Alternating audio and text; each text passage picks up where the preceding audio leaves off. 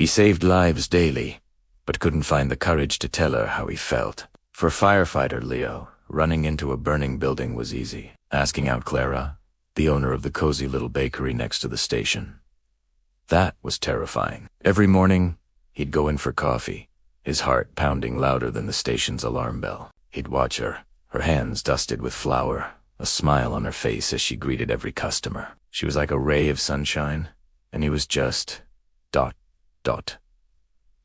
A guy covered in soot. Valentine's Day was approaching, and the thought of it tied Leo's stomach in knots. He couldn't just say the words.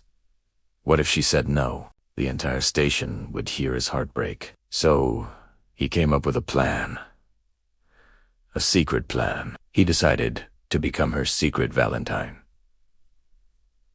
It started small. On the first day of February, he left a single, perfect red rose on the bakery's doorstep before his shift, long before the sun was up. He watched from the fire station window as she found it. Her surprise and the way she gently touched the petals made his whole day. The next day, he left a small box of exquisite chocolates, the kind he knew she loved because he'd overheard her talking about them once. He attached a simple note, typed so she wouldn't recognize his handwriting, that just said, "For the one who makes every day a little sweeter." He saw her read it, a blush creeping up her cheeks. This was working. He felt a thrill he'd never experienced, not even when facing a 3-alarm fire. It was a different kind of adrenaline, a mix of fear and exhilarating hope.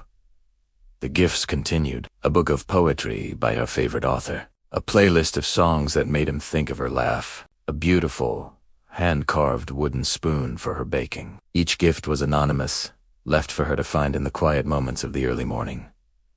With each one, he saw her curiosity grow. She started talking to her customers about it, her eyes sparkling. "I have a secret. Admire," she'd say, and the whole bakery would buzz with excitement. Leo would just stand in line, sipping his coffee, a small, secret smile on his face. His fellow firefighters weren't so oblivious. They noticed Leo's early morning disappearances and his constant, distracted gazing out the window toward the bakery. His captain, a wise old bear of a man named Chief Miller, finally cornered him. "All right, Leo," he said, his voice a low rumble. "Spill Italiano. You've been acting jumpier than a cat on a hot tin roof. What's with all the pre-dawn strolls?" Leo, cornered, confessed everything. The guys, instead of teasing him like he'd expected, were surprisingly supportive. They started helping him, offering ideas, and even acting as lookouts. It became a fire station-wide operation, Operation Clara's Heart.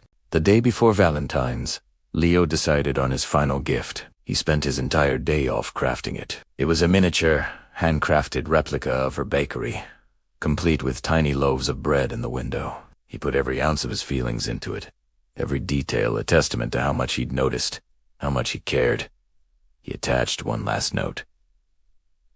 This one was different. It said, "Tomorrow, I hope to find the courage to tell you everything. Meet me here at sunrise, if you'd like to know your secret Valentine." His hand trembled as he placed it on her doorstep. This was it, the final alarm. That night, Leo couldn't sleep. He tossed and turned, his mind racing with a million what-ifs. What if she didn't show up? What if she did, and she was disappointed it was just him, the quiet firefighter from next door? By the time the first hint of dawn painted the sky, he was a nervous wreck. He put on his best uniform, polished his boots until they shone, and took a deep, shaky breath. He walked out of the station and stood by the bakery door, his heart hammering against his ribs. The replica bakery was gone. His note was gone. But Clara wasn't there. His heart sank. He'd miscalculated. This was a bigger fool errand than trying to put out a chemical fire with a garden hose. Dejected, he turned to go back to the station, ready to face the sympathetic looks of his friends. And then he heard it. Looking for someone. Espun. Around. There was Clara, standing there, holding the miniature bakery in her hands. A beautiful, radiant smile was on her face. "I was hoping it was you," she said softly. "All this time, I was hoping it was the firefighter who couldn't seem to say more than one black coffee. Please." Leo was speechless. He could only stare at her as she stepped closer. "You've saved me from a boring February," she continued, her eyes twinkling. "I think that makes you my hero." In that moment, all the fear vanished, replaced by a warmth that spread through him faster than any fire. He finally found his voice. "Clara," he started, his voice thick with emotion. But she didn't let him finish. She reached up, put her hand on his cheek, and said, "Happy Valentine's Day, Leo." And then she kissed him, right there, in the soft light of the sunrise, with the entire fire station peeking through the windows and erupting in silent cheers.